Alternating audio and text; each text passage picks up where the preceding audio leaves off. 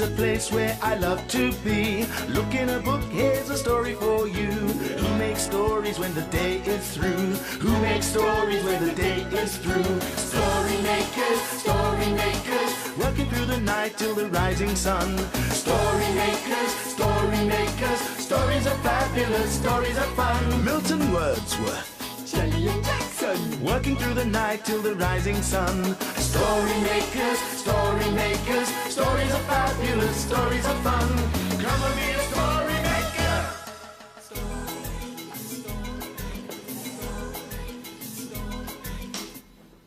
Story makers.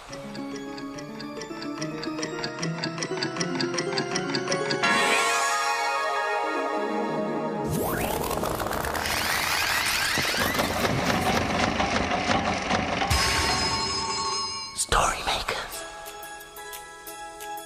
It's midnight. Hello. has everybody gone? Welcome, one and all. Milton Wordsworth, story maker and magical maestro, at your service. Hello, Jackson. Oh, hello, Jelly. What are you doing? Well, the librarian stuck up all these pictures that the children drew. There's one of a boat, and a snail, and a triangle, and a bus. And I'm trying to work out why they drew them. Oh, because they wanted to? But why are they all different? Why aren't they of the same thing like they usually do? Oh, I know. Because they are all places where people live. Oh, let's have a look. The boat. It could be a houseboat. Yes, on the canal. Right. And then the snail. Oh, yes, the snail carries its home on its back. It is a shell. Well, no one lives in a triangle. No. And no one lives on a bus. No. It's a mystery. I've got an idea. What? Why don't we use one of them to make a story? As if anyone would live in a bus. Jelly, you are silly. Well, you never know, Jackson. Will you join in with the magic words? Oh, Ready? go on then. Imagine. Imagine a story.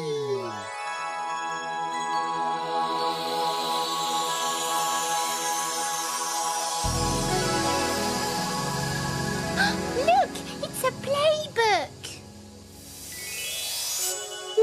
And it's called Laura Lives on a Bus. Well, I never.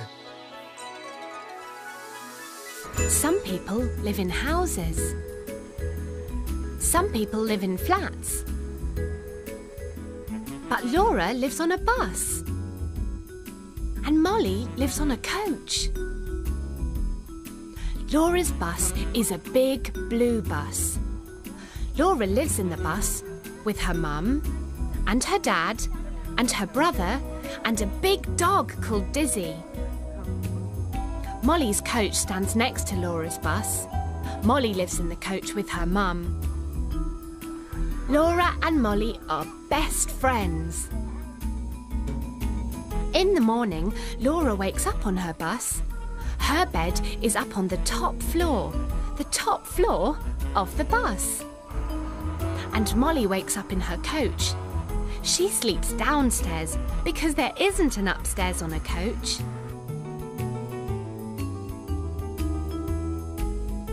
Laura goes downstairs for her morning wash. But there are no taps in the bus because there are no water pipes to bring water in. In Molly's coach, she is having a wash too.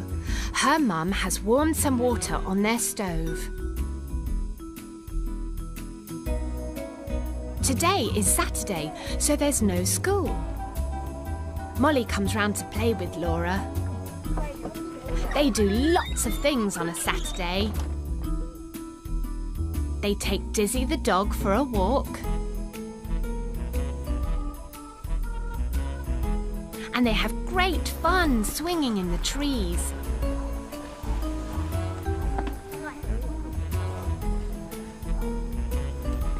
And they even plant a new tree for the woods. And then it's time to watch television. The television needs electricity to make it work, but there are no wires to bring electricity into Laura's bus. So she has a special windmill that makes electricity instead. The electricity from the windmill makes the television work. We love living in our bus and our coach. It's much more fun than a house. Milton? Yes? I know that snails can live in their shells and people can live in boats and in buses, but I didn't know people could live in those triangles. This is not a triangle. Oh. Well, actually it is. Sort of. It's called a tent. Oh, don't tell Jackson that I didn't know. What are those tents like? Well, let's see, shall we? Wow! Who lives in tents? Ah, well, Jelly, my dearest, people usually live in tents on their holidays. It's called camping. Oh, but it's a bit wobbly. It might blow away. Ah, you see? You pop these tent pegs into the ground to hold it firmly. Oh, well, can we have a story about camping? I thought you'd never ask. Now for a story about camping. And the special ingredient? Yes, imagination. Imagine a story.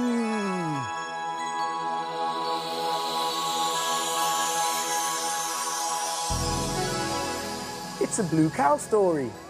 Excellent. And it's called Blue Cow Goes Camping. In a field not far away is a herd of cows grazing quietly. One of the cows is most unusual. Blue Cow wonders about the big world beyond her field. One day, Blue Cow was looking at the rain clouds in the sky. I wonder what it would be like to live in a field but not get wet when it rains. She's off again, said the other cows. So Blue Cow caught the bus that stops beside her field. I'd like a return ticket to a field where I won't get wet when it rains, please. There you go, madam. Hold very tight. And they set off for a campsite.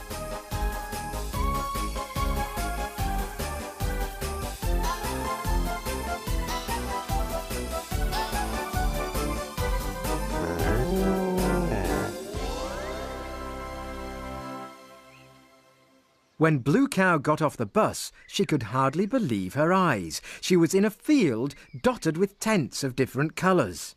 "Hello," said a brown dog coming out of a small green tent. He was wearing a blue woolly bobble hat. "I'm Eric. Do you want to put your tent in our field?"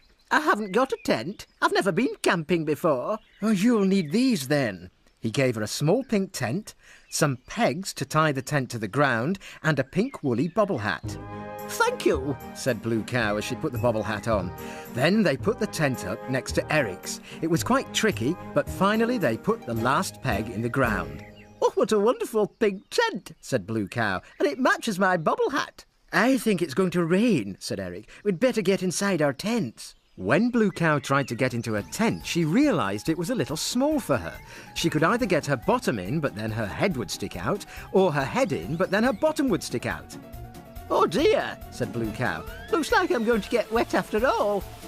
"Help!" shouted Eric. "My tent is blowing away." Blue Cow jumped up to help. Out popped the tent pegs, but the tent was so small that it stuck to Blue Cow like a pink overcoat. Blue Cow and Eric chased the tent around and around the field as it flapped about like a green kite. "Got it!" she cried as she grabbed hold of one of the tent ropes. "Hooray!" said Eric. "Thank you, Blue Cow. Let me help you out of your tent." And Eric pulled the tent as Blue Cow wriggled and wriggled to get herself free. "Oh, thank you. It was fun going camping," said Blue Cow. "Perhaps I should try a bigger tent next time." You'll never guess where I've been. "Where have you been?" "I've been to a field and stayed in a tent. I went camping." "Everyone knows cows can't go camping." But we know they can, don't we? Our tent is better than Blue Cow's, isn't it? But I would like a pink tent too. I'd like to live in a tent. Jelly, I'm sorry that I said that people don't live in buses. I've never met anyone that lived in a bus before. Oh, that's okay, Jackson. It was just a guess because of the snail and the boats. Oh. Friends again? Oh, yes, friends again. Ah. Can we have another camping story? Oh, tents are brilliant. Yes. We can use that picture. Yes. The children drew of the tent. We can put it in the story machine. Right. Right. Now, let's think hard about camping. Imagine a story.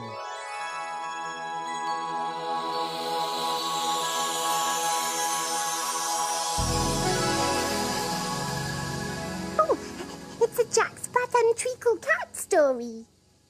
Yes, and it's called Camping Chaos. Jack Sprat and Treacle Cat lived in a bin that people drop rubbish in. While Treacle dreams, Jack Sprat schemes. What will Jack Sprat make today? Oh yeah, just what I like, a nice bit of fresh air. Here, Treacle, what about spending a night sleeping under the stars? What? Sleeping under the stars? What are you on about, Jack? Camping, you know, under canvas, out in the open, have tent-wheel travel. Hey, I don't know why I didn't think about it before. Yes, well, if I were you, I'd think about getting back inside this bin. I can hear one of those humans coming. Oh, I better hop it then. Just think, I could make myself a proper little campsite up here. Tent, campfire, the works. Oh, no, I can smell another of your mad schemes coming on. Take a look at this, mate. It's a bit of old rag in a bag, Jack. You've got no imagination, Treacle. Just needs a bit of string and a few pegs and it'll be like home from home. Yeah, just you wait. Tonight, I'm going to be camping in comfort. Ah, now. Camping in comfort. Dib, Treacle. You're just in time. What do you think? Brilliant, eh? Yes, what is it? Oh, very funny, Treacle. I'll tell you what it is. It's tentastic, that's what. And here, take a look at this sleeping bag.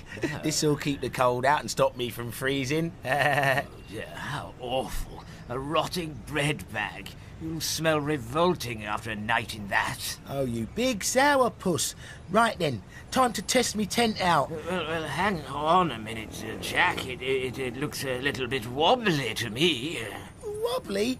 Don't know what you're on about. It's safe as houses. Oh, okay.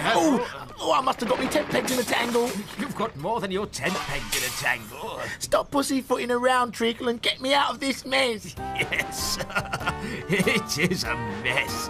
A perfect mess. It seems to be quite difficult to go camping outdoors. All that weather.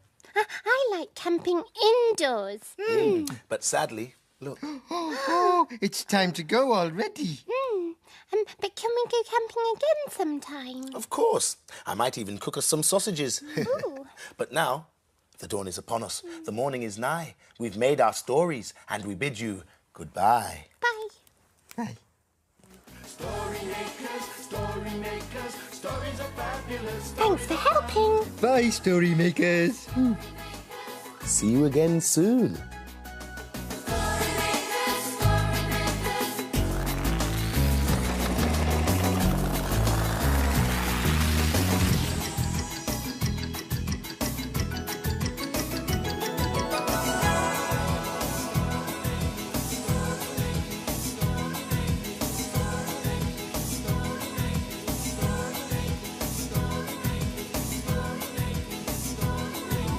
Come with me